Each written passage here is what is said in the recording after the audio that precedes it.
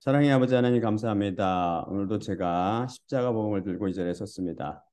주님께서 제게 가르쳐 주신 그대로 제가 듣는 사람들에게 전할 수 있도록 인도하옵시고 저들이 또한 주님의 말씀 그대로 예수님 음성으로 들을 수 있도록 인도하여 주시옵시고 그 말씀이 흐라마로 살아나면서 저들을 살릴 수 있도록 은혜를 내려 주시옵소서.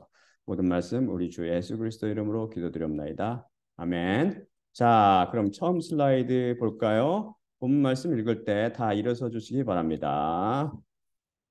마태복음 6장 1에서 4절입니다. 마태복음 6장 1에서 4절이요.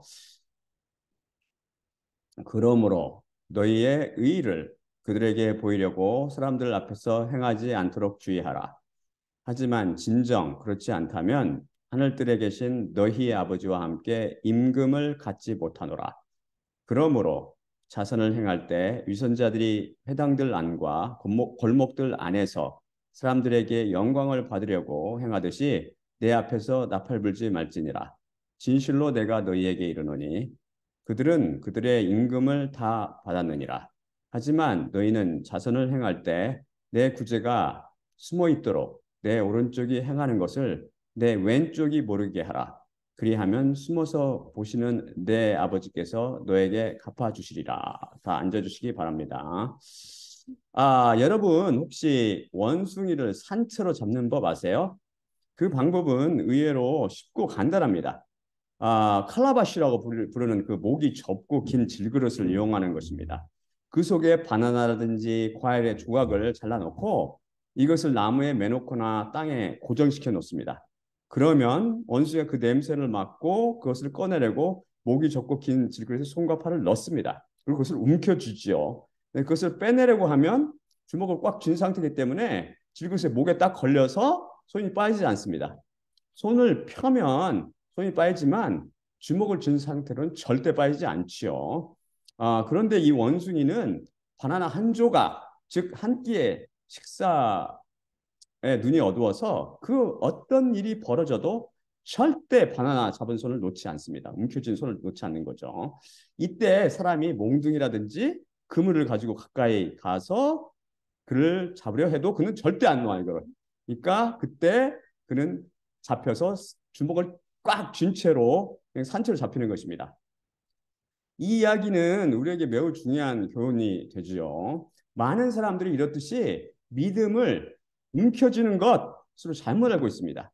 자기가 원하는 바를 움켜쥐고 비록 죽을지라도 절대 놓지 않는 것입니다. 그러면서 주실 줄 믿습니다. 이렇게 하면서 고집 부리며 기도를 하나님께 드리는 것이죠. 이 움켜진 것은 뭐냐면 티피컬하게 바로 육신의 정욕과 눈의 정욕과 삶의 자만심을 채우거나 만족시키는 것들입니다. 마귀는 바로 이 칼라바시를 이용해서 인간들의 영혼을 사냥하지요. 아, 믿음은 이렇듯 움켜쥐는 것이 아니라 이와 정반대로 움켜진 손을 펴는 것입니다. 질그릇에 있는 것을 포기하는 것입니다. 에서의 후손, 곧 에돔 족속, 다른 말로 아말렉 족속은 한 끼의 식사에 목을 매기 때문에 목숨을 걸죠. 칼라바시 속에 있는 것을 움켜쥔 채로 절대 놓으려 하지 않습니다. 음료 하수인인 종교는 또한 이렇게 한 끼의 식사에 목을 메고 이를 움켜쥐는 것을 믿음이라고 가르칩니다. 거꾸로 가르치는 거죠. 하지만 하나님께서는 움켜쥔 것을 놓는 것, 움켜진 것을 포기하는 것을 믿음이라고 가르쳐 주십니다. 그래서 믿음의 시작은 사실 고집, 그 포기로부터 시작합니다. 건강, 돈, 섹스, 가족, 쾌락, 명예, 지위, 권력, 무엇보다도 나 자신이나 자기의 열심, 또한 나 자신의 발목을 붙잡는 그 어떤 것, 그 모든 것을 포기하는 것입니다. 그래서 믿음의 다른 이름이 바로 십자가, 곧 자기 부인이라고 그랬죠. 하나님의 자녀들인 그 그리스도인들도 모두 육신을 입고 있기 때문에 육신의 정욕과 눈의 정욕과 삶의 자만심이 우리를 끊임없이 유혹합니다. 돈이 유혹합니다. 돈을 싫어하는 사람이 누가 있습니까? 또한 떡을 먹어야 생물학적 목숨이 유지되기 때문에 맛있는 것 또한 진귀한 음식을 먹기를 원합니다. 그리고 전 세계를 여행하며 세계적인 명소를 방문하고 다른 나라 사람의 문화를 몸으로 경험하거나 신기한 것을 구경하기를 원하죠. 또한 우리 몸속에 뭐가 흐른다고 그랬어요? 테스토스테론, 남성 호르몬이 흐르기 때문에 성적 상상이나 유혹 속에서 몸부림치지요. 그리고 오락이나 스포츠, 영화나 게임 등을 날마다 즐기며 그 속에 파묻혀 살고 싶어 합니다. 또한 유명한 배우라든지 가수, 기타 유명 인사가 돼서 남은 시절을 한 몸에 받기를 꿈꾸기도 하죠. 인간이 이렇듯 꿀을 떨어뜨리는 음료 입술을 사모하여 세상에 대한 욕심 속에 살기 때문에 하나님께서는 그리스도인들 삶에 들어오셔서 우리를 세상으로부터 분리시켜 거룩하게 만드는 작업을 하십니다. 이것을 뭐라고 부른다고 그랬어요? 훈육이라고 부른다고 그랬죠. 제 41강에서 배웠습니다. 그래서 신앙생활은 곧 믿음의 생활, 신앙생활 곧 믿음의 생활에는 반드시 하나님의 훈육이 끼어듭니다. 훈육이 반드시 동반되는 거죠. 훈육 없는 믿음은 사생자의 믿음이요, 종교적 믿음이며 음녀 믿음, 곧 마귀의 믿음입니다. 다음 슬라이드 보여주세요. 히브리서 12장 5에서 10절입니다. 그리고 너희는 권면하심을 잊었는데 곧 너희를 아들처럼 권하시되 내 아들아 주의 훈육을 가볍게 여기지 말며 그분의 질책하심에 낙담하지 말라. 주께서 그 사랑하시는 자를 훈육하시고 그가 기뻐 받으시는 모든 아들들을 채찍질하시기 때문이니라. 너희는 견디어내므로 훈육을 받느니라. 하나님께서 아들과 같이 너희를 대우하시나니 어찌 아버지가 훈육하지 않는 아들이 있으리요. 만일 모든 이가 참여하는 훈육이 너희에게 없으면 너희는 사생하여 아들이 아니니라. 더욱이 우리에게 훈육자들 곧 육신의 아버지들이 있었고 그들을 공경하였는데 하물며 영의 아버지께 더욱 복종하여 살아나야 하지 않겠느냐? 그들은 잠시 그들에게 합당한 대로 훈육하였거니와 오직 하나님께서는 우리의 유익을 위하여 그의 거룩하심에 참여하도록 훈육하시느니라. 히브리서 12장 5에서 6절은 잠언 3장 11에서 12절을 인용한 것입니다. 제가 히브리어 원문과 헬라어 원문을 참조하여 축자적으로 번역했습니다. 여기서 제가 훈육이라고 번역한 히브리어는 무사르, 이거 헬라어는 파이데이아인데요. 이것은 번역하면 무슨 뜻이냐면 원어적으로 책임 있는 삶을 살도록 지도하는 행위로 간단히 훈육이나 훈련이 됩니다.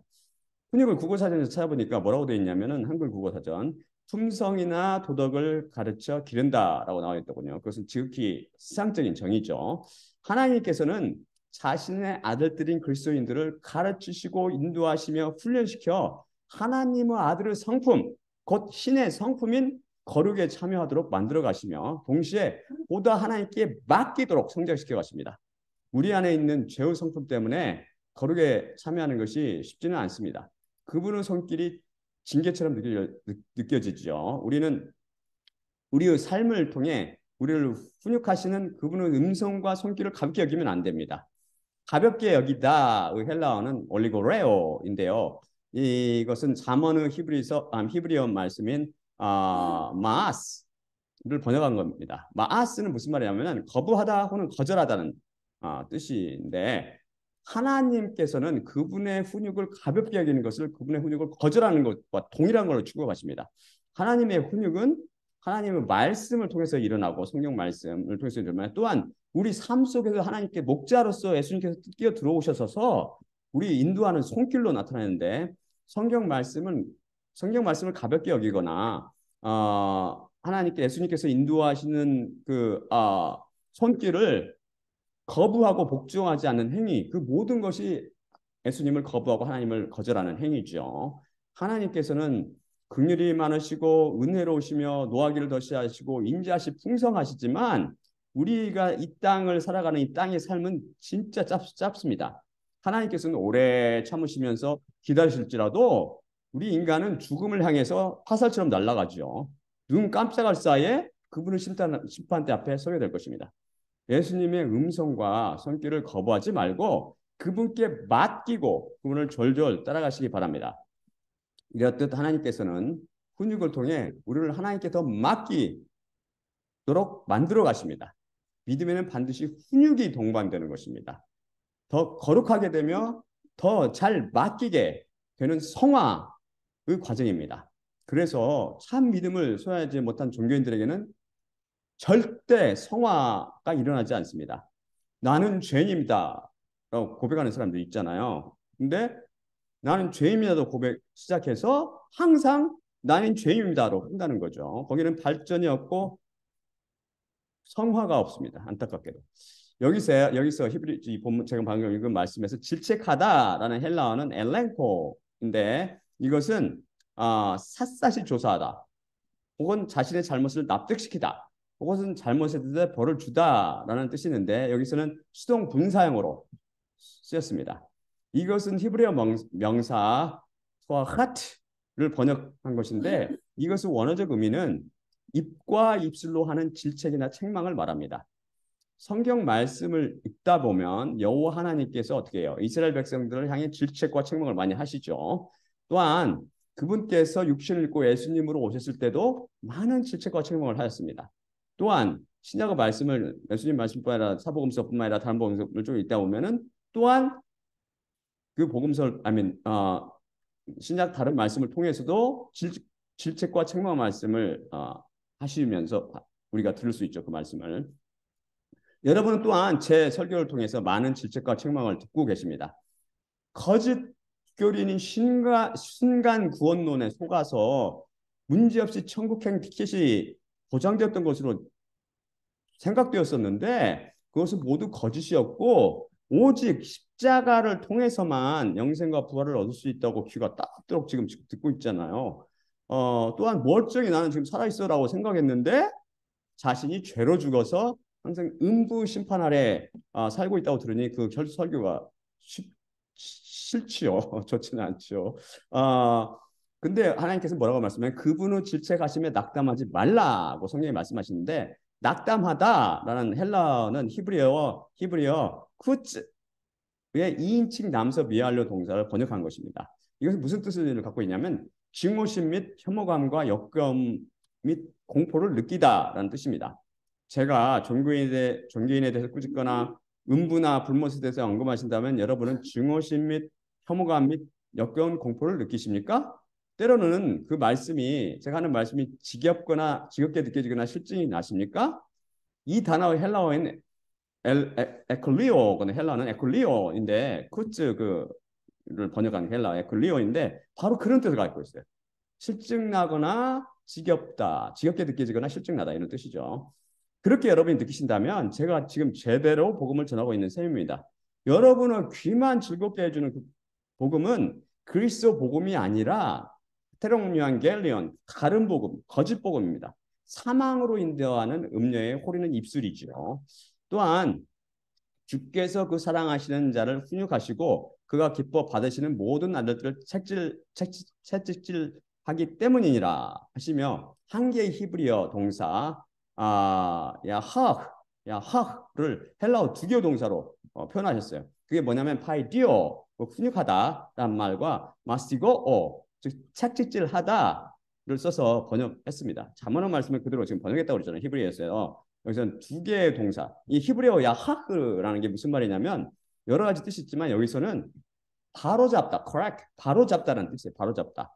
이게 우리의 영혼이 죄로 죽어서 음부를 향해서 달려가면서 죄만 짓는 것을 보신 하나님께서 이거를 바로잡기 위해서 하시는 게 뭘 하시는 거예요? 파이디오 하시고 마스티고 하시는 거죠. 곧 훈육하시고 채찍질 하시는 것입니다.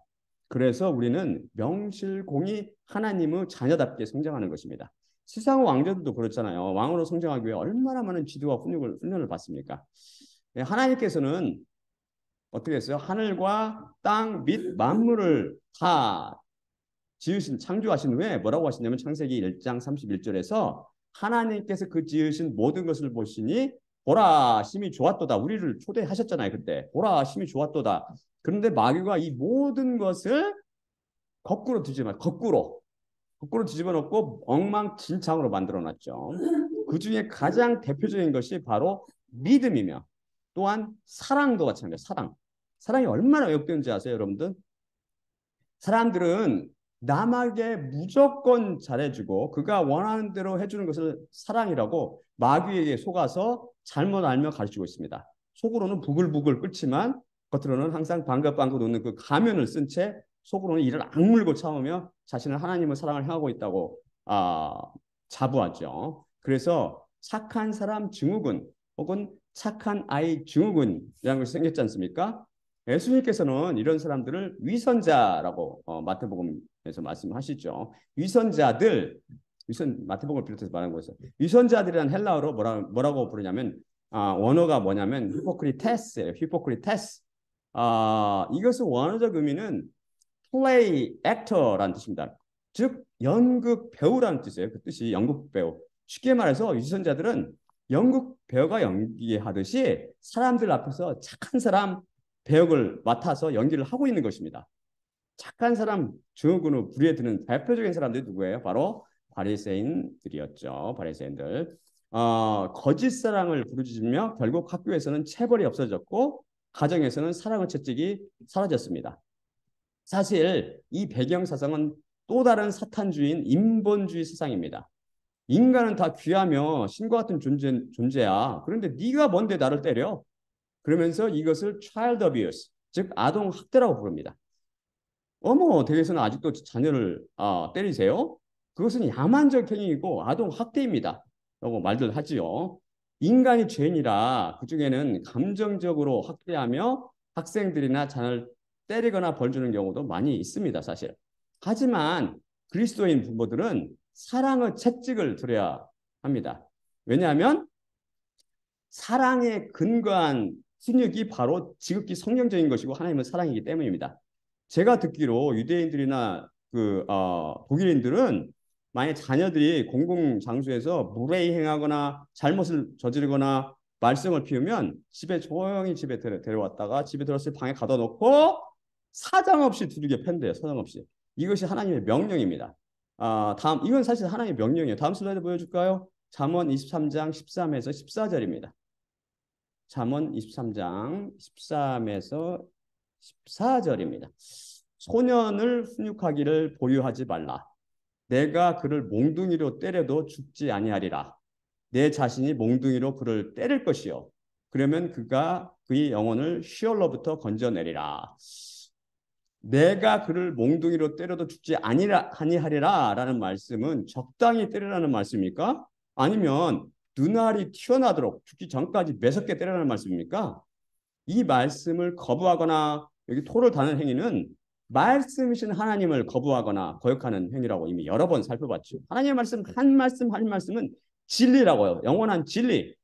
하나님께서 인본주의 사상으로 자꾸 하나님 말씀을 판단하고 매추레하고 크리노하려고 하지 마시라고요. 하나님께서는 자녀를 몽둥이로 때려서 훈육하는 훈육하고 명령하는 것이 바로 지금 명령하고 있잖아요. 그렇게 하시는 이유는 하나님께서 바로 이런 사랑을 하시기 때문입니다. 그거는 하나님께서 바로 이런 사랑을 하신다고요.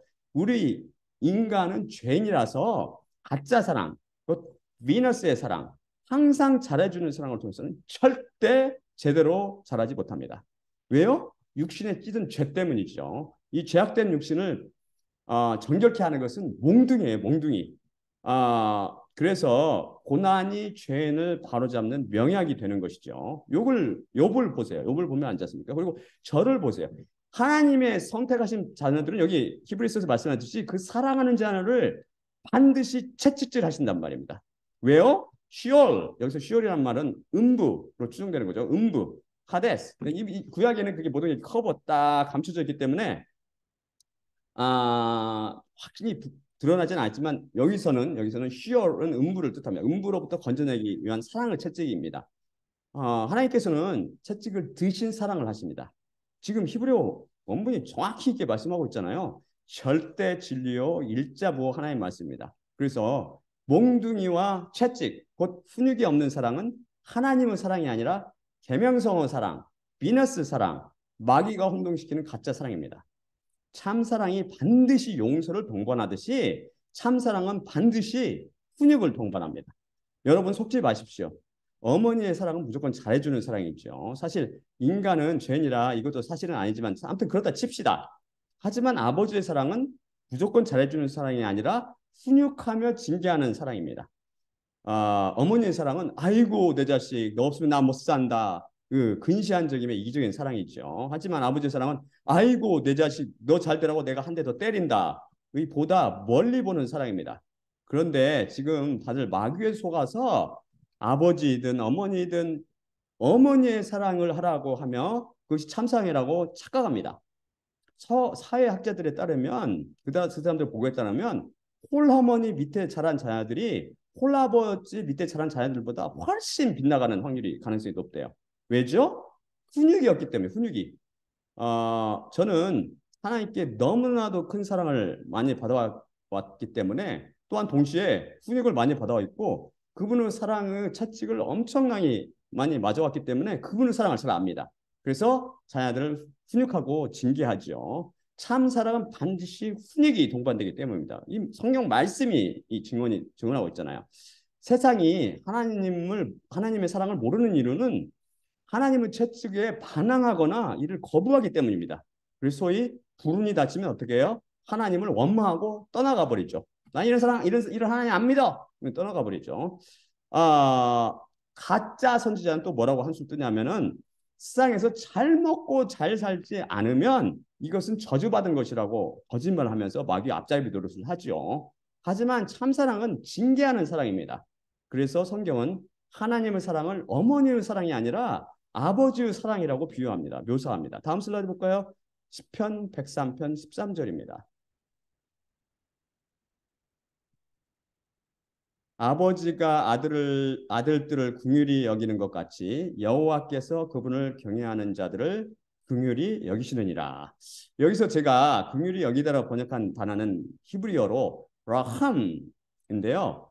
사랑하다라는 뜻을 갖습니다. 칼동사에서는. 근데 여기서처럼 여기는 지금 PL형으로 쓰였거든요. PL형으로 쓰이면 긍휼히 여기다라는 뜻이 됩니다.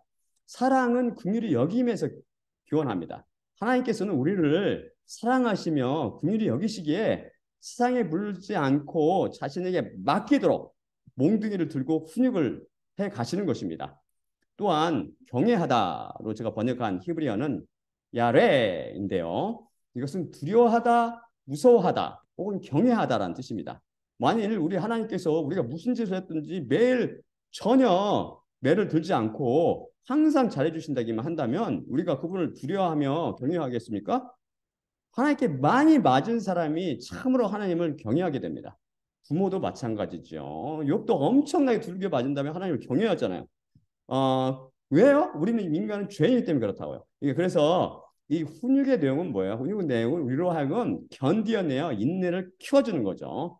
우리의, 우리의 삶은 인내를 키우는 수련 과정입니다. 한 끼 식사에 영혼을 파는 애서가 되지 말도록 배고파도 또는 육신의 유혹이 와도 참고 견디도록 훈육을 하십니다. 그래서 끊임없는 훈육의 결과로 인내가 계속 성장하며 절제하는 삶을 살게 되는 것이죠. 반면 에서 후손인 아말렉 족속은 어때요? 하나님 말씀과 훈계를 가볍게 여기고 거부해서 훈육을 받지 못하므로 배고프면 참지 못합니다. 또한 무조건 남에게 잘해주며 상대방이 원하는 대로 행하는 것을 사랑이라고 착한 사람 증후군, 착한 사람 흉내를 내는 거죠. 히포크리테스라고 배웠잖아요. 배우 역할을 하는 거죠.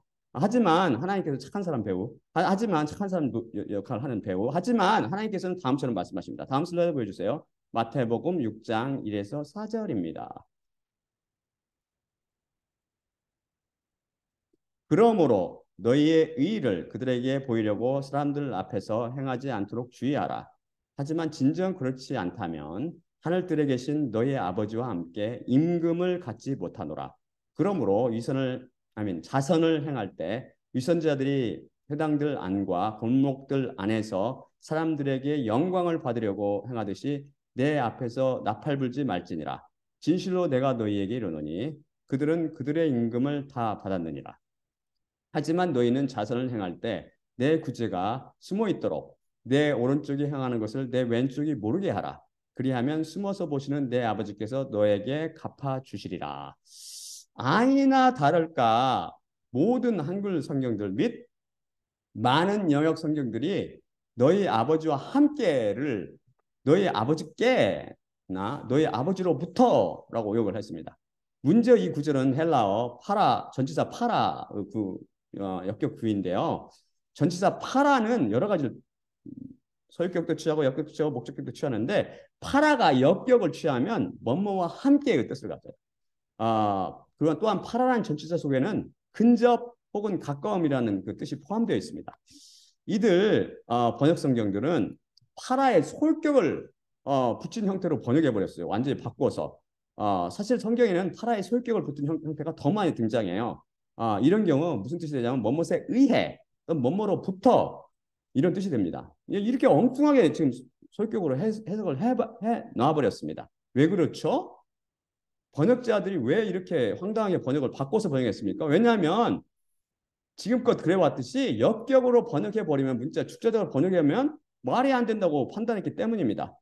하나님의 말씀을 테레오하지 않고 메트레오하고 크리노한 것입니다. 즉 절대 진리인 하나님 말씀을 이성과 감성을 동원해서 헤아리고 판단한 후 과감히 변개시켜버린 거예요. 바꿔버린 거예요. 아버지와 함께 임금을 받는다고? 무슨 말도 안 되는 소리. 하나님 아버지께서 임금을 주시겠지. 이것은 분명 필사가 실수일 거야. 말이 되게 뜯어 고치자. 이러면서 고쳐버렸죠. 그들은 여기서 임금, 즉 미스 thous가 무슨 의미인지를 몰랐습니다. 이것은 지난 시간에 우리가 정확히 창세기 말씀을 공부하면서 배웠는데 기억나십니까? 하나님께서는 아브람, 이게 환상 중에 나타나서 말씀하시죠. 내 자신이 너에게 방패요 지극히 큰 임금이라. 그래서 임금이라. 이 임금입니다. 이 임금이라는 히브리어로는 사할인데요. 구약 헬라 성경인 septuagint는 이 창세기 말씀을 번역할 때 마태복음처럼 똑같이 미스토스라고 정확히 번역했습니다. 여기서 임금이란 왕이란 뜻이 아니고 노동자들이 일하고 받는 급료나 삭스를 가리킨다고 배웠죠. 그리스도인들은 이 땅에서 하나님 일을 할 때 이러한 대가로 돈을 받는 것이 아니라 물질 축복을 받는 게 아니고 건강한 축복을 받는 것도 아니고 명예를 받는 것도 아니고 그런 거짓말을 받는 게 아니고 여호와 자신 그 어떤 것과도 바꿀 수 없는 가장 귀한 것 여호와 자신을 받습니다. 곧 바로 여호와 예수님 영생이요 부활이신 예수님 그분이 바로 우리의 급료요 싹이 되는 것입니다.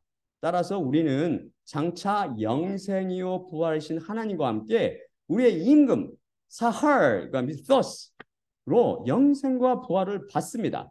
그래서 전치사 파라가 말해주듯 하나님과 함께 그 곁에서 영생과 부활을 누리면서 살아가게 되는 것입니다. 정확히 예수님께서 말씀하신 거죠. 예수님 말씀이 이제 정확히 이해가 가시죠.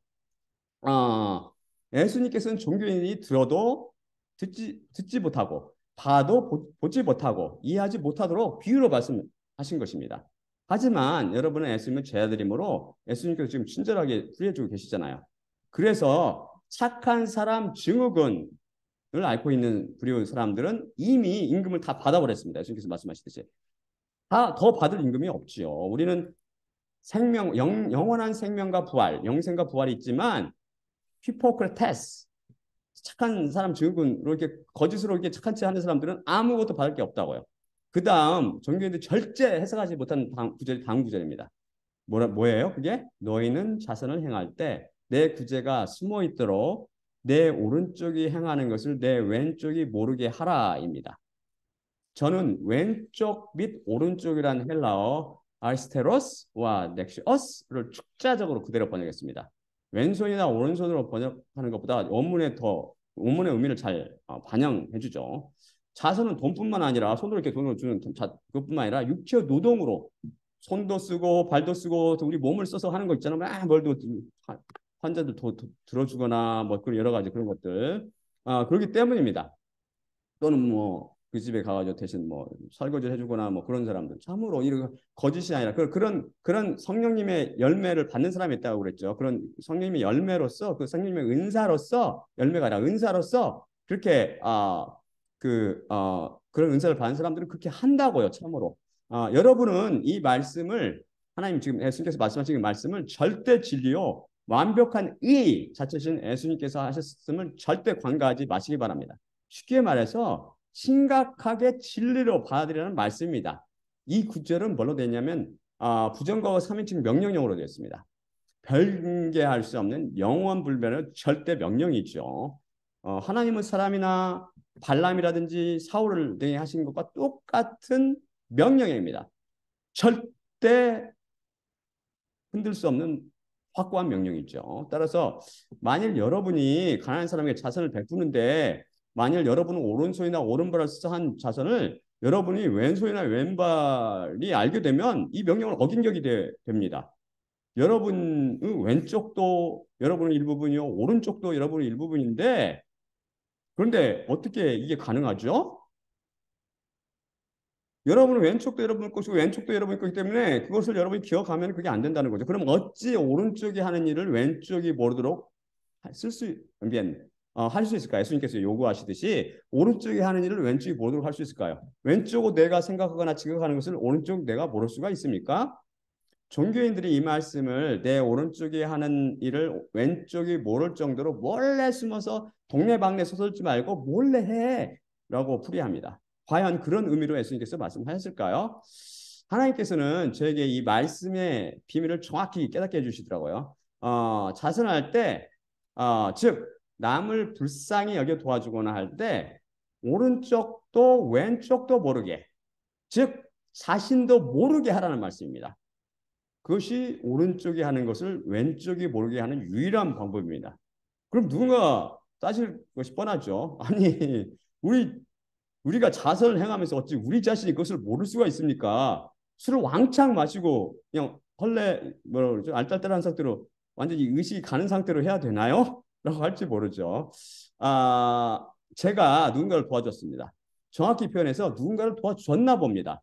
저는 그 일을 까맣게 잊고 있었죠. 그런데 누군가가 와서 제가 어떤 사람을 도와줬다고 말하면서 제 기억을 회상시켜 주더라고요. 하지만 저는 아무리 머리를 짜고 쥐어짜고 또 짜더라도 그 일을 한 것이 전혀 기억이 나지 않았습니다. 왜 그럴까요? 저는 제 오른쪽이 한 것을 제 왼쪽이 모르게 했기 때문입니다. 어떻게 이것이 가능할까요? 그것은 바로 그 착한 것을 한 것이 나 자신이 아니기 때문입니다. 제 자신이 했다면 제 기억 속에 남아있겠죠. 그 일을 제가 아니라 바로 제 안에 계신 성령님께서 하셨기 때문입니다. 제 안에 계신 성령님께서 하신 일이라 저는 그 당시 그분의 심부름꾼으로 자선을 베풀었지만 그 일을 까맣게 잊어버렸죠. 사실 우리 가진 모든 것은 다 하나님 것입니다. 우리 가진 재산뿐만 아니라 가족, 친구, 친척, 우리 것이라고 굳게 믿는 우리 영혼과 육신조차 그분의 것이죠. 돈은 물론이고요. 그런데 그분의 것인 돈을 가지고 남들과 나누어 가진 것을 가지고 자선을 했네 하고 우리의 기억 속에 담아둘 수 있겠습니까? 만약 그렇다면 이미 그는 이 예수님 계명을 어긴 격이 되며 그 임금을 다 받은 격이 되고 맙니다. 이제 십자가 비밀로 인해 우리 안에 찾아오신 성령님, 곧 예수님께서 우리의 의가 되어 주십니다. 우리 대신 의를 이루어 가시는 것이죠. 우리 대신 선을 행하시며 우리 대신 사랑을 행하십니다. 여기에 믿음의 비밀이 있습니다. 믿음이란 내가 하는 것이 아니고 바로 예수님께서 나를 위해 나 대신 행하시는 것입니다. 내가 내 원수를 죽었다 깨나도 용서 못하죠. 원수를 어떻게 원수를 용서 못하죠. 근데 내 속에 계신 예수님께서 십자가 사랑으로 그 원수를 나 대신 용서하고 그 사랑해 주십니다. 그것을 때 원수에 대한 감정을 내 기억 속에서 버리시는 거죠. 나는 돈을 사랑하지만 내 속에 계신 예수님께서는 돈보다 불쌍한 형제 자매를 더 사랑하셔서 나 대신 긍휼을 베푸십니다. 나는 술에 취해서 향락가를 헤매고 다니며 또한 도색 영화를 보고 싶지만 내 속에 계신 거룩하신 하나님께서는 그것을 끔찍이 싫어하셔서 그런 행위를 나 대신 행하지 않으십니다. 나는 온종일 게임 속에 파묻혀 신나게 살고 싶지만 예수님께서는 나 대신 하나님 말씀과 아버지 하나님 한 분만으로 인해 기뻐하며 즐거워하십니다. 이렇듯 믿음은 내가 하는 것이 아니고 예수님께서 대신 행하는 것이라는 것이 바로 커다란 믿음의 비밀입니다. 다음 슬라이드 보여주세요. 로마서 10장 5에서 7절입니다.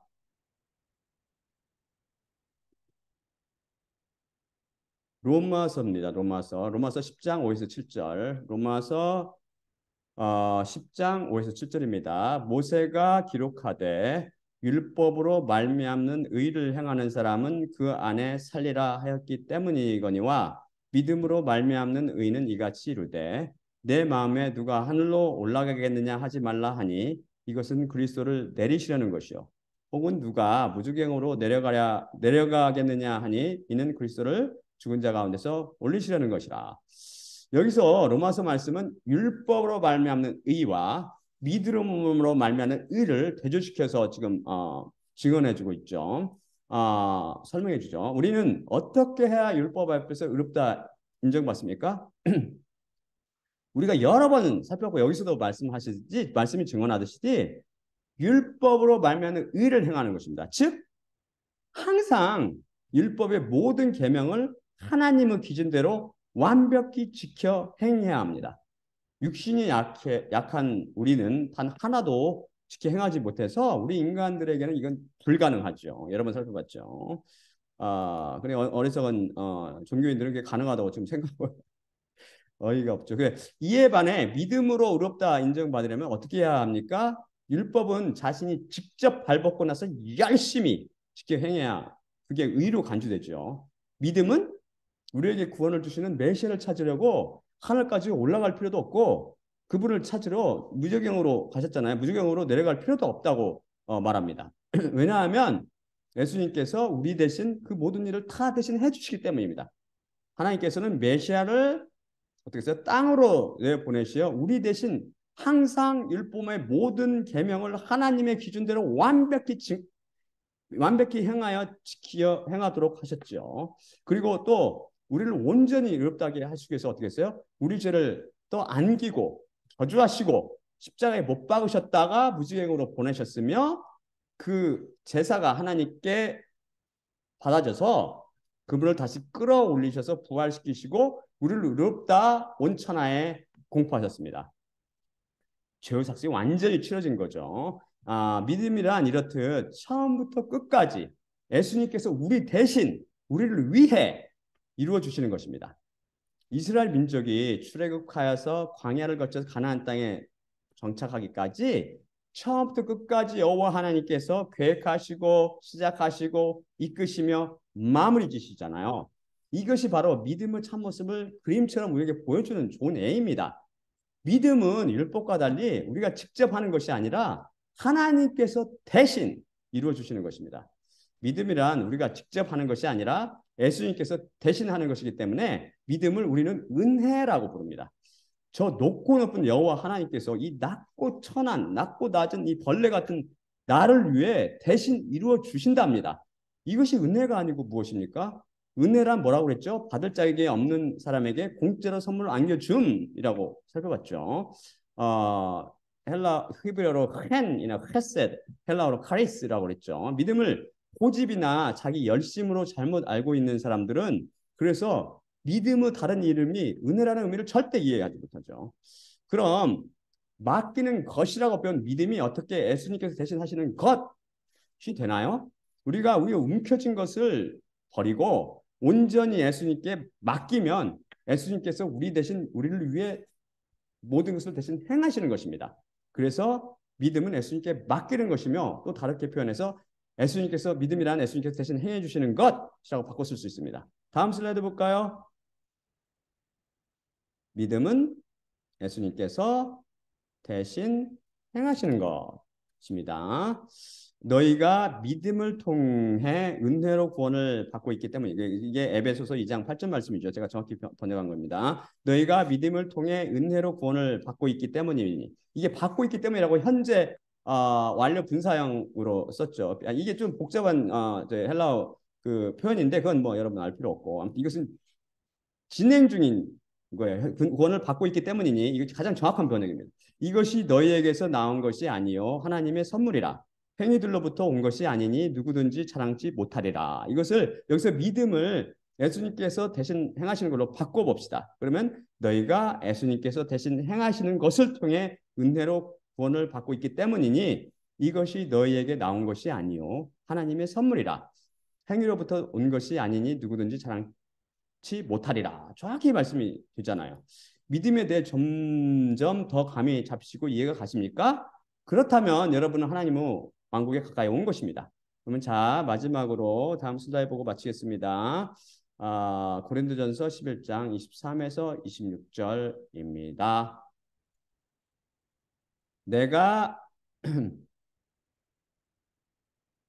내가 너희에게 전한 것은 주님께 받은 것이니 곧 주 예수님께서 잡히시던 밤에 떡을 취하시고 감사하신 후 떼어 이르시되 이것은 너희를 위하는 내 몸이니 이것을 행하여 나를 기억하라 하시니라.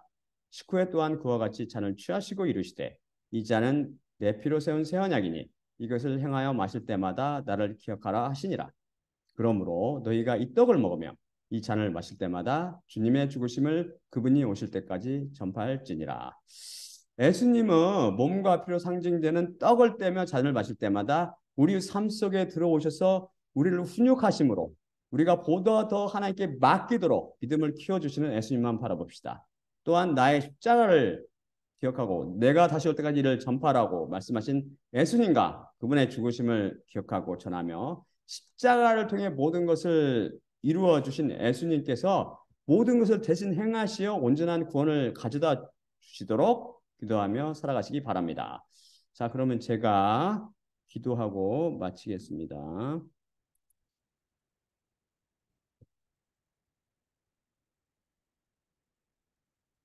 사랑의 아버지 하나님 감사합니다. 오늘 말씀을 통해서 첫째, 참 사랑은 반드시 용서가 동반되며 또한 동시에 참 사랑은 반드시 훈육이 동반된다고 배웠습니다. 하나님의 사랑은 무조건 잘해주는 사랑이 아니요 채찍을 드시는 사랑. 우리를 지극히 사랑하시어 우리가 음부로 떨어진 것을 기뻐하지 않으시기 때문입니다. 아버지 하나님 또한 우리는 믿음이란 하나님께 온전히 맡기는 것이요 움켜쥔 것을 놓는 것이며 믿음이란 또한 예수님께서 우리 대신 행하시는 것임을 배웠습니다. 우리가 우리 열심과 우리의 고집으로 무엇을 이루려 하지 아니하고 오직 모든 것을 우리보다 더 잘하시고 더 선하시고 더 완벽하신 하나님께 온전히 맡김으로 그분께서 이루어 가실 때 이를 순종하며 졸졸 따라갈 수 있는 그 믿음을 주시며 모든 것이 예수님께 대신 하는 이루신다는 것을 깨달아 그분의 은혜를 찬송하며 따라갈 수 있도록 저희들에게 은혜를 베풀어 주시옵소서. 모든 말씀 우리 주 예수 그리스도의 이름으로 기도드리옵나이다. 아멘. 아멘. 아멘. 짧게 돌아가면서 해요, 기도. 해야 돼.